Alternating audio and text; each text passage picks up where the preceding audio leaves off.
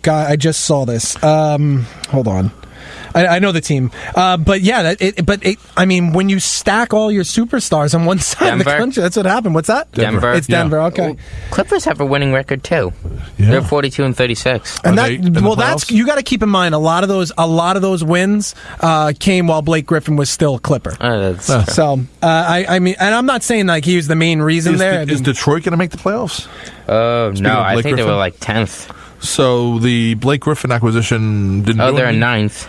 Are they close to that 8th spot or no? Because the playoffs start April 14th, so next day start 5 games back. I don't think. Yeah, they're eliminated. They're eliminated. They're eliminated. Yeah, it's not happening. I mean, there's only a week and a half left of the season. Yeah, the entire Eastern Conference is clinched now. Every team. Wow. And two teams in the Eastern Conference play right here in New York, and they're not going to the playoffs. Yeah. So. But I think, just to get back to the football for a second, just a thought that I actually just had. Anybody else in this room think that the Brandon Cooks trade substantiates the amount that the Giants are asking for Odell Beckham? I mean, the Patriots just got a 1 and a 4 for Brandon Cooks. Which is now the second year in a row Brandon Cooks has been traded for a first-round pick. Yeah. Is that right? So, So now, what are you going to do? Not get to... I mean, yeah. If he's worth that, Odell Beckham Jr. is worth 2 picks. Two first-rounders. Is Brandon Cooks one of those eye of the beholder kind of guys where, like, people look at him and say, we got to have... Was he a Rutgers guy? I think he was a Rutgers guy, but in New Orleans, you know what's crazy is even in New Orleans, he wasn't the go-away, like, big-time star because Willie Snead took a lot of those catches over there. So, yeah. I mean, I look at it. Look, he's a speed demon. This guy is lightning fast. He's not the number 2 wide receiver. Yeah, he's not the prototypical route running receiver. He's not. I mean, he has dropped a pass or two from major games that I had watched. But he is an outstandingly talented receiver. But if you're going to tell me that a guy, I think he had like 900 yards for the Patriots last year. I don't even know if it was that much. It was not a great season by any stretch of the imagination. I just want to tell our listeners that we have several pairs of tickets for free to see Back to the 80s with Jesse's Girl Friday, April 13th, so a week from tomorrow night at 8 p.m. at the Paramount in Huntington. This is their very popular band. More information can be found online at ParamountNY.com. But if you want to call me at 516-572-7440 and win some pairs, because we have several pairs to give away, 516-572-7440. You don't have to get on the air or anything and talk or whatever, but if you want to see Jesse's Girl at the Paramount doing Back to the 80s Friday, April 13th, so a week from tomorrow at 8 p.m. in Huntington, call up 516-572-7440. Yeah, 1,000 yards, 7 touchdowns. 1,000 yards, 7 touchdowns. It doesn't do anything for me. No, and the year before, for a first-round pick. Yeah, and the year before, 1,108 touchdowns. It's not, this guy isn't a blow you away kind of guy with his numbers. He's just not. No, they're all looking. How old is he? He is now, what is he in? He's a 93 baby, so that makes him 25. Oh, so he's young. He's young. They're also looking at it like this guy's learning for this guy. They're also looking, he's not a first-round bust. Because you can look at first-round receivers who have been busts. Yeah. Also, just look at the price of Sammy Watkins. What are Sammy Watkins' numbers? Not good. Yeah, I mean, they're not good. So, they're not. But he Sammy Watkins, Christopher Watkins. No, Sammy Watkins, I think, found himself in a lot. Tyrod. Tyrod Taylor was the quarterback throwing to him in Buffalo. So I guess you could say he was in the era of a receiver who wasn't as good as he could have been. Who was DeAndre Hopkins down in Houston. Same thing with Schaub. So I don't know. Let's look at. Let's just compare what, because now Watkins will be on his third team, right? Because he was a Bill, then he was a Ram, now he's going to be a Chief, right? He is. Yes, he is. I'm actually very excited to have him, to be perfectly honest with you. His rookie year broke out 982, 6 touchdowns. Very similar careers, 1,000 yards, 9 touchdowns. Last year he had, the next 2 years in a row he had down years. And he was healthy for most of them, actually. He was hurt in 2016 for half the season, and then he played most of the games last season. Both of those, about 500 yards apiece, 2 touchdowns in 16, 8 touchdowns in 2017.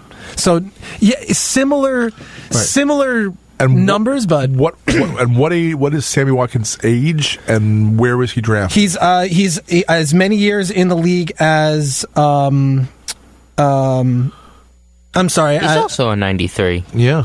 24. He's a 93 baby. So Look at that. same age. Same age. Clemson. Same draft. Clemson, same age. So where were they picked in the draft? I'm looking. Probably close. There's always that run on wide receivers. Sammy Watkins was 4th. Fourth. Wow. Fourth overall. Jeez. So they're chasing. That's what they're chasing. Cooks was 20th. 20th overall. Wow. So they're chasing. That's what they're chasing. Now, who were the other wide receivers in that draft? Was that a Mike Evans draft? I'm not sure if he was in that draft. 2014. So they're chasing because Watkins has this 4th round pick on him, 4th overall pick. That's what they're chasing. And since Cooks was a 1st round guy as well, 20th overall. So here's the big receivers that went in that draft. You had Mike Evans, who came 3 picks after Sammy Watkins. So 7. Yeah. Is that to the Buccaneers? That was to the Bucks, Odell. and he's been fantastic. Odell Beckham Jr. Yeah. Was he 20? Where was he? Beckham 14? Jr. got picked 12. 12. Okay. Who else? did you Kelvin have? Benjamin later on. Yeah, not a really Was good he a draft for Bill? receivers. Marcus Lee. Who's that? Was that Marcus Elite? Yeah. Where'd he go? I think he signed with somewhere else. Oh. He was on the Jaguars. Jordan Matthews, who just signed with the Patriots. Jordan Matthews. My There's goodness. a bunch of guys, wide receivers. Paul in that Richardson. round. That was a just big. signed It with was a big the draft, and Redskins. I mean, some of the names in this draft, looking Devontae back, are Adams. like, holy moly! Jadavian Clowney, Khalil Mack, Carlos Hyde. Yeah, Carlos Hyde's in there. Carlos Hyde who might be unemployed pretty soon. Yeah, right. Well, he'll be underemployed because he will have a job with the Browns. Just he'll be backing up Barkley. That's right. Derek McKinnon was later on in this draft. Bridgewater was in that draft. Yeah. Haha, Clinton Oh, Dix. Devontae Freeman was a 4th Don't make round fun pick. of him. Really? Who? Devontae Freeman? Really? Yeah, craziness. Yeah, it's all eye of the beholder. And that's what I'm saying about when the draft happens next month, or end of this month, actually, what I'm saying. Actually, the NFL draft is 3 weeks from tonight. Yeah. So it's... Holy moly, is that on our marathon? we're the night. No, we The do. week We're doing the week after. before. Oh, It's the week darn. after. No, for a reason. We don't want to be opposite the draft when we're a sports show because people will not be calling in to us. They won't be yes, they will, because the draft will be over by 9 o'clock. No, I know for a fact where they'll be at. They'll be at like pick 14 at that point. That's a good point. But but it's weird the way they're doing the draft this year because it's actually going to be on over-the-air TV, meaning network TV now on the weekend, and then some rounds will be shown, some won't. It'll just be an odd kind of like some NFL Network always has it, ESPN always has it, but now one of the network stations will have it, and then they'll be like the third will be on in 3 places, but not in the 4th. They'll be on 2 places. There'll be games going on. It's going to be weird the way that they cover it. So now everyone is fighting to who they have as their analysts and their broadcasters, and of course, ESPN's got McShay and Kuiper. And NFL Network has Mayock, but now I forget the one that's is it Fox on whoever has it on over-the-air network TV. They're going to have a bunch of college coaches figuring who knows best, but then college coaches like someone like Urban Meyer. It won't be Urban Meyer, but someone like that who signed an extension today for 2 more years for the Ohio State. Yeah, televised by Fox. You're right. My goodness, it's going to be and they're going to have Romo on. I think, which is great. I don't care what anybody said about Romo last year. I thought as much, and I hate the Cowboys, and not because I'm a Giants fan. I just hate the Cowboys.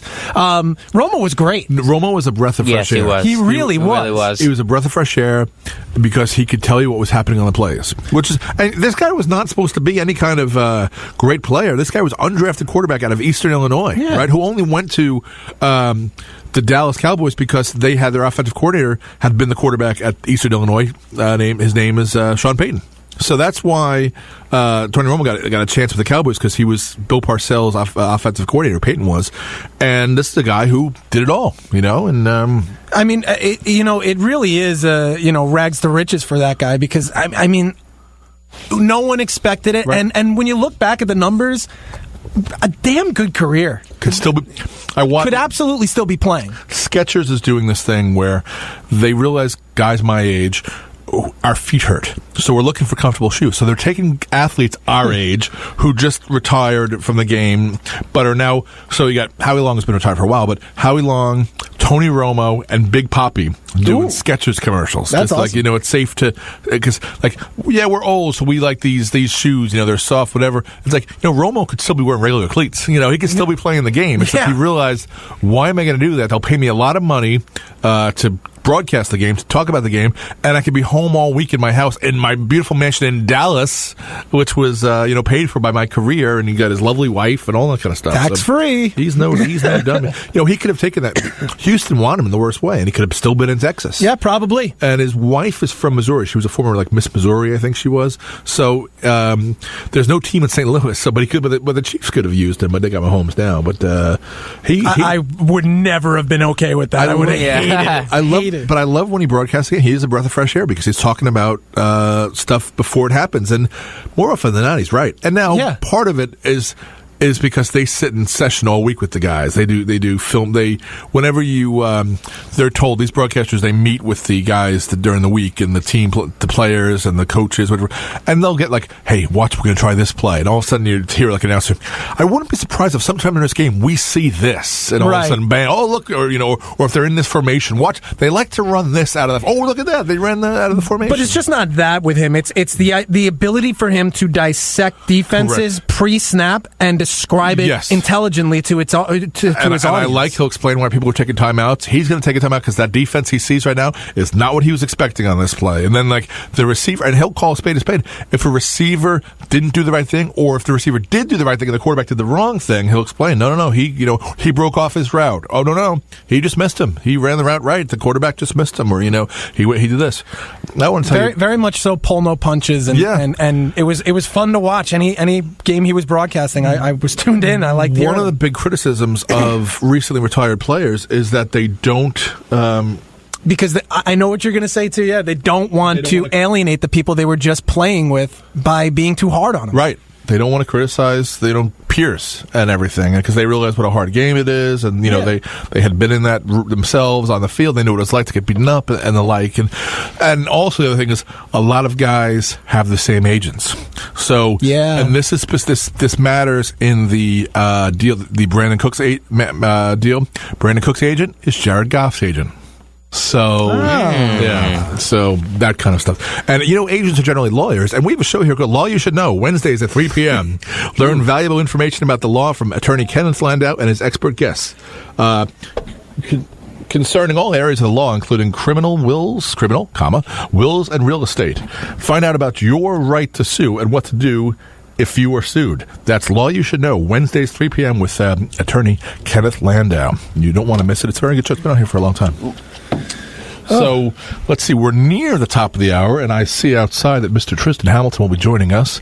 So, we want to remind you that you are listening to Sports Talk. We're here every Thursday evening from 9 p.m. to 11 p.m., 100% commercial free, and we've got an hour commercial free to go. And the best thing about that hour is you're going to have one Mr. T-Sizzle himself, Mr. Tristan Hamilton. How you guys doing? There he is, the man himself. Just in case you don't watch the Mets, you will know from Tristan Hamilton's text. We didn't cover the Mets on purpose. We waited for you. We're waiting for you. Never mind. Oh, you guys are ridiculous. We two Yankee fans didn't talk about the Mets. Hey, listen, I was ready to sing Harvey's praises, but let's save it for hour 2. And that's absolutely.